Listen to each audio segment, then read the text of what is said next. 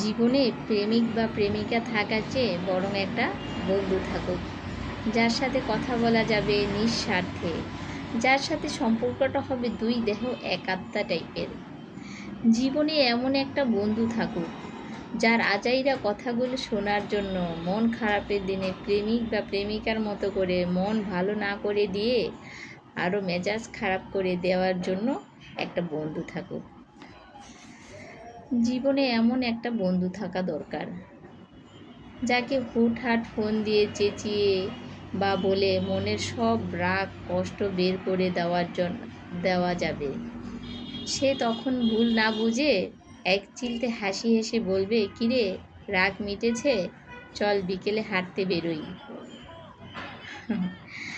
জীবনে একটা বন্ধু থাকুক কান্না ভেজা গলাগুলো শোনার জন্য, যে প্রয়োজনে ঢাল হবে, শাসন করবে, রাগ করবে, গালাগালিও করবে, আবার সোহাগে আদরে আগলে রাখবে।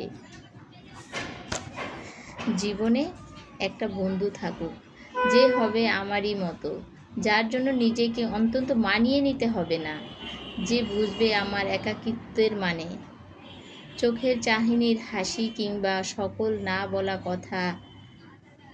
জীবনে এমন একটা বন্ধু পেয়ে গেলে আর প্রেমিক বা প্রেমিকার দরকার পড়ে না।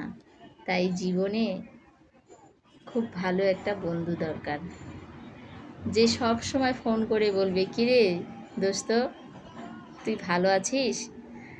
আরে মন খারাপ করে কি হবে, এত বিশাল একটা দুনিয়া তো আল্লাহ আমাদেরকে দিয়ে রেখেছে, চল সাইকেলটা নিয়ে হাঁটতে বের হই। আমরা তখন কি করব? সাইকেলটা নিয়ে বেরিয়ে পড়ব। জীবনে এরকম